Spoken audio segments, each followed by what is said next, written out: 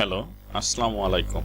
আজকের এই পর্যায়ে আমরা ওয়ার্ডপ্রেস মাইগ্রেশন নিয়ে কথা বলবো। ওয়ার্ডপ্রেস মাইগ্রেশনের মাধ্যমে আমরা যে কাজটা করতে পারি সেটা হলো একটা সার্ভার থেকে আমরা যে কোনো ওয়েবসাইট অন্য একটা সার্ভারে ট্রান্সফার করে দিতে পারি।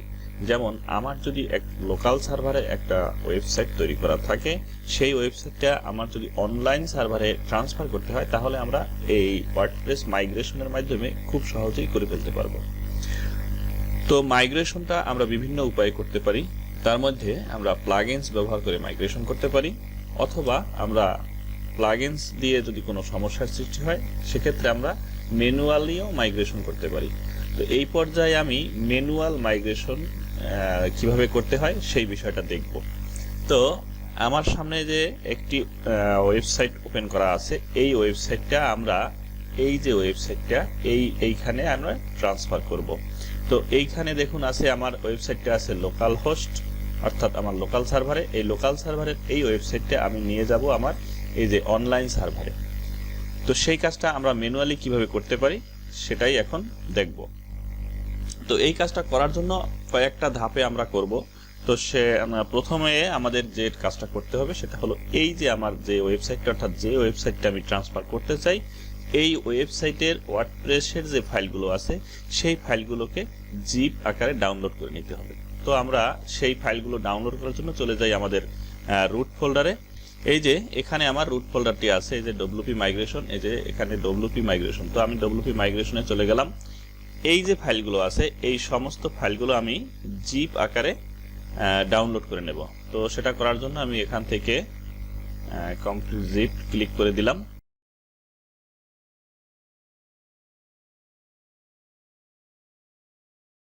ক্লিক করার সাথে সাথেই আমার এই ফাইলগুলো জিপ হওয়া শুরু করেছে।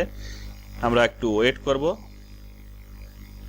প্রায় হয়ে গেছে। এই যে আমার জিপ কমপ্লিট হয়ে গেছে। তো এখানে নামটা চেঞ্জ করেও দেওয়া যায়, নাম চেঞ্জ না করলেও সমস্যা নেই। আমরা এই অবস্থায় এটাকে এখান থেকে কাট করে আমরা আমাদের ডেস্কটপে নিয়ে রেখে দিই। তো এখানে রেখে দিলাম। এবারে আমাদের যে জিনিসটা লাগবে সেটা হলো এই ওয়েবসাইটটার ডেটাবেসটা লাগবে। তো আমরা ডেটাবেসটা খুঁজবো। তো ডেটাবেসটা খোঁজার জন্য আমাদের আবার চলে যেতে হবে আমাদের সেই রুট ফোল্ডারে। তো রুট ফোল্ডারে আমরা যদি যাই,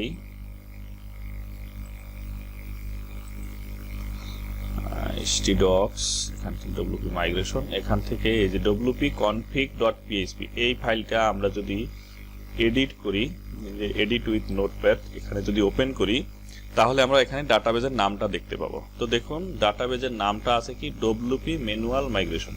এই ডাটাবেসটা আমার খুঁজে বের করতে হবে। তো এই ডাটাবেসটা আমি যদি খুঁজতে চাই তাহলে আমার চলে যেতে হবে এখান থেকে লোকাল হোস্ট /phpMyAdmin।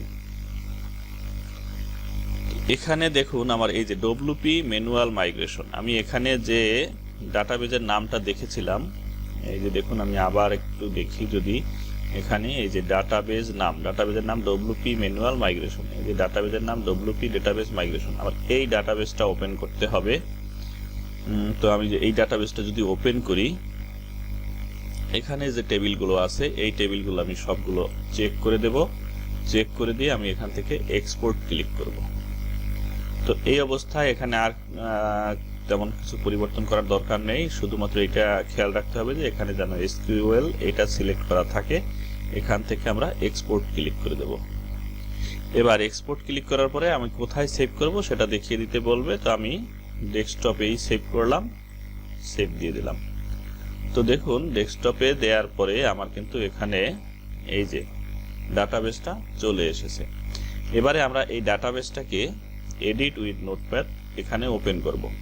ওপেন করার পরে আমরা যে কাজটা করব সেটা হলো আমরা Ctrl+F প্রেস করব এবং এখান থেকে আমরা রিপ্লেসে চলে যাব।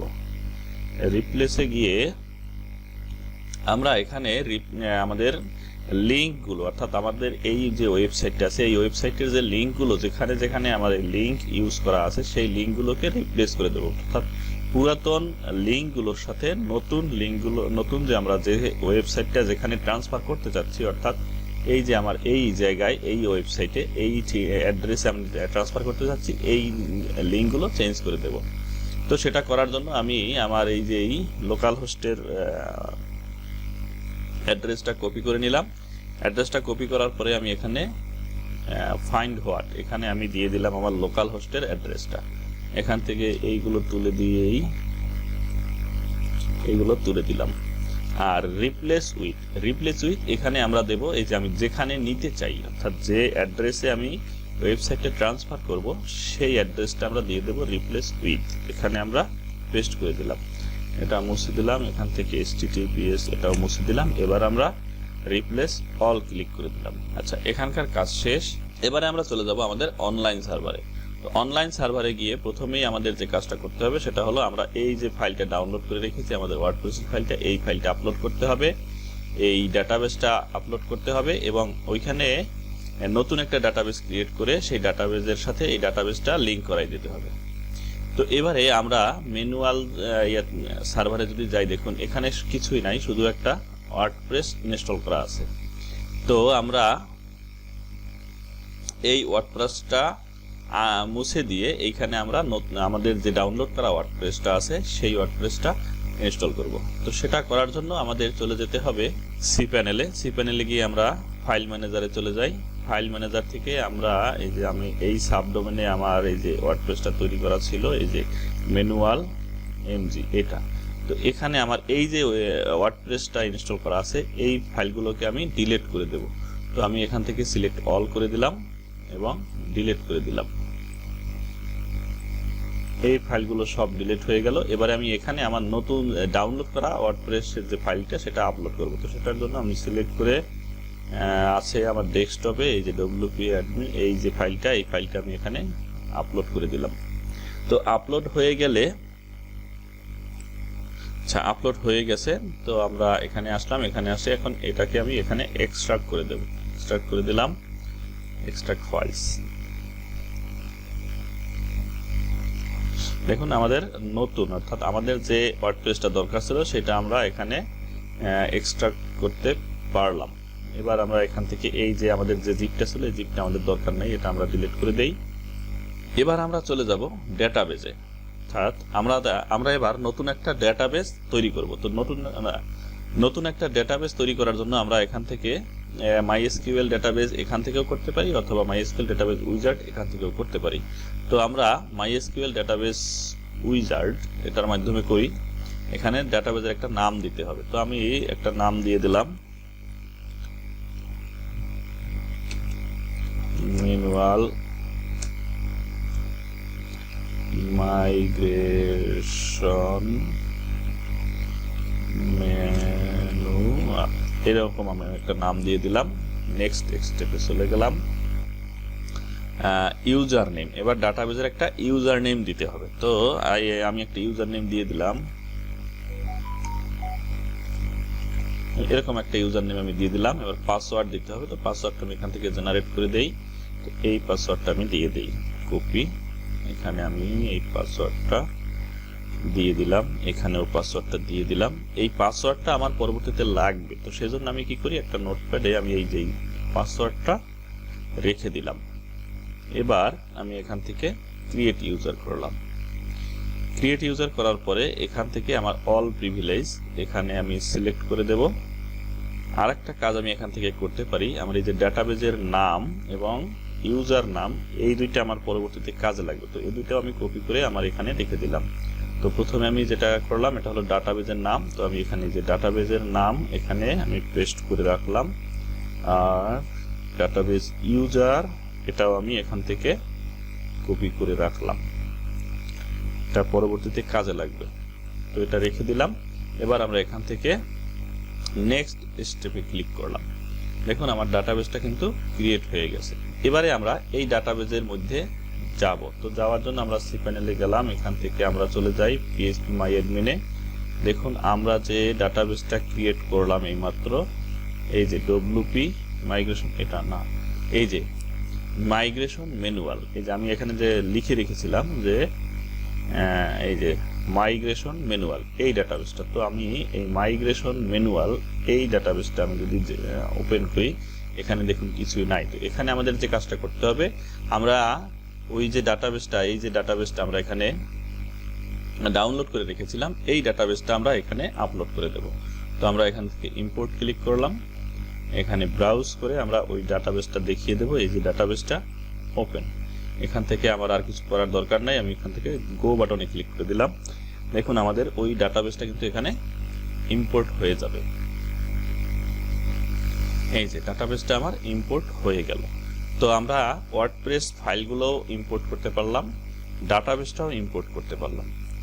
এবারে আমরা যদি একটু সাইটটা ভিজিট করার চেষ্টা করি যে আমরা যে কাজটা করলাম সে কাজটা হলো কিনা, তো সেটা দেখার জন্য আমি এখানে যদি রিলোড করি, এখন এরর এস্টাবলিশিং ডাটাবেস কানেকশন, তো একটা এরর চলে আসছে। এররটা আমরা সমাধান করব। এররটা সমাধান করার জন্য আমাদের যে কাজটা করতে হবে, আমরা এখান থেকে চলে যাব ফাইল ম্যানেজারে। ফাইল ম্যানেজার থেকে আমরা আমাদের যে অ্যাড্রেসটা ছিল, আমরা এই যে অ্যাড্রেসটা এখানে ক্লিক করলাম, এখান থেকে আমরা wp config এই ফাইলটা ওপেন করব। এটাকে আমরা এডিট মোডে চলে যাই। তো এডিট মোডে গিয়ে এখানে আমাদের এই যে ডাটাবেসটা দেখিয়ে দিতে হবে। তো আমাদের যে ডাটাবেসটা আমরা তৈরি করেছিলাম, এই ডাটাবেসটা নাম কি, আমরা এই যে ডিবি নেমটা আমার এটা ছিল, তো এটা আমি কপি করে এই যে ডিবি নেমের এখানে আমি পেস্ট করে দিলাম। দেখতে হবে যে আগে পিছনে কোনো স্পেস আছে কিনা। আচ্ছা, কোনো স্পেস নাই, ঠিক আছে। এবারে এখান থেকে এইটা কপি করলাম, এটা হলো কি ডাটাবেস ইউজার। তো আমরা এখান থেকে এই যে ডিবি ইউজারে এসে আমরা এটাকে পেস্ট করে দিলাম। এবারে দিতে হবে পাসওয়ার্ড, তো এই পাসওয়ার্ডটা আমরা এখান থেকে দিয়ে দিলাম। এই পাসওয়ার্ডটা আমরা এখান থেকে কপি করে এই যে ডিবি পাসওয়ার্ড এই ফিল্ডে আমরা পাসওয়ার্ডটা দিয়ে দিলাম। এবার আমরা এখান থেকে সেভ চেঞ্জেস করি। ওকে, সেভ সাকসেস হয়ে গেল। তো এবারে যখন সেভ সাকসেস হয়ে গেল, আমরা এটা ক্লোজ করে দেই। এখানে আমরা একটু রিলোড দিই। আবার যদি আমরা আমাদের এই সাইটটা রিলোড দেওয়ার চেষ্টা করি, তাহলে দেখব আমাদের সাইটটা পুরোপুরি কাজ করছে না। তো কাজ কেন করছে না সেটা দেখার জন্য আমরা আবার একটু পিএইচপি মাইএডমিনে চলে যাই। এখান থেকে আমাদের যে ডাটাবেসটা ছিল মাইগ্রেশন ম্যানুয়াল, এই ডাটাবেসটা যদি আমরা ওপেন করি, এখান থেকে ডাটাবেজ অপশনসটা যদি ওপেন করি, দেখুন এখানে আমার এখনো এই যে অ্যাড্রেসটা আছে, অ্যাড্রেসটা ঠিক হয়নি। তো এটাকে আমি এখন চেঞ্জ করব, ঠিক করে নেব। তো এটাকে আমি এডিট মোডে চলে গেলাম। আমাদের অ্যাড্রেসটা কি ছিল, এই যে আমাদের অ্যাড্রেসটা ছিল এটা। তো এটা যদি আমি কপি করি, এখানে গিয়ে আমি যদি আমার এই অ্যাড্রেসটা ঠিক করে দেই, এটা ঠিক করে দিলাম, গো। এখানে দেখুন আর একটা অ্যাড্রেস আছে, এইটা অ্যাড্রেসটাও আমি এখান থেকে ঠিক করে দেব। এখান থেকে দিয়ে আমি গো করে দিলাম। আশা করি এবার কাজ হবে। তো আমি এখানে এসে আবার একটু রিলোড করি, এখান থেকে পেজটা রিলোড করি। এই যে দেখুন আমার পুরো সাইটটা কিন্তু এখানে মাইগ্রেশন হয়ে গেছে, আমার পুরো সাইটটা কিন্তু চলে এসেছে। এই পর্যায়ে আমাদের যে কাজটা করতে হবে সেটা হলো আমরা আমাদের এই সাইটে লগ ইন করার চেষ্টা করব। তো এখানে আমরা লগ ইন করার চেষ্টা করি, wp admin। এখানে আমরা যদি লগ ইন করি, তো আমাদের লগ ইন কিন্তু করতে হবে আমাদের লোকাল হোস্টের যে লগ ইন কিন্তু করতে হবে আমাদের লোকাল হোস্টের যে অ্যাড্রেস ছিল সেই অ্যাড্রেস, অর্থাৎ লোকাল হোস্টের ইউজার এবং পাসওয়ার্ড দিয়ে। তো লোকাল হোস্টের ইউজার পাসওয়ার্ডটা আমি এখানে লিখে রেখেছিলাম। এই যে দেখুন ইউজারটা ছিল এটা, এখানে দিয়ে দিলাম। পাসওয়ার্ডটা আমি এখানে দিয়ে দিলাম। অর্থাৎ আমরা যে সাইটটা মাইগ্রেশন করছি বা যে ওয়েবসাইটটা আমরা মাইগ্রেশন করে নতুন ওয়েবসাইটে নিয়ে আসছি, আমাদের পুরাতন ওয়েবসাইটের যে লগ ইন ইনফরমেশন, সেই ইনফরমেশনটা দিয়ে এখানে লগ ইন করতে হবে। আমি লগ ইন ক্লিক করলাম। এখন আমরা কিন্তু সাকসেসফুলি লগ ইন করতে পেরেছি। এবারে আমাদের এখানে যে গুরুত্বপূর্ণ কাজটি সেটি হলো সেটিংসে যাব। সেটিংসে গিয়ে আমরা পারমালিঙ্কটা ঠিক করে দেবো। তো আমাদের পারমালিঙ্কটা সবসময় আমাদের এই যে পোস্ট নেম এটাই রাখতে হবে। তো এটা সিলেক্ট করে আমরা এখান থেকে সেভ চেঞ্জেস করে দেবো। আমাদের সব কাজ অল ডান। এবারে আমরা এই যে সাইটটা ভিজিট করতে পারি। তো সাইটটা ভিজিট করলে আমরা দেখবো আমাদের সবকিছু ঠিকঠাক আছে। তো এভাবেই আমরা একটা ওয়েবসাইটকে ম্যানুয়ালি একটা হোস্টিং থেকে বা একটা ডোমেইন থেকে অন্য ডোমেইনে বা লোকাল সার্ভার থেকে অনলাইন সার্ভারে ট্রান্সফার করে নিতে পারি। ধন্যবাদ সবাইকে।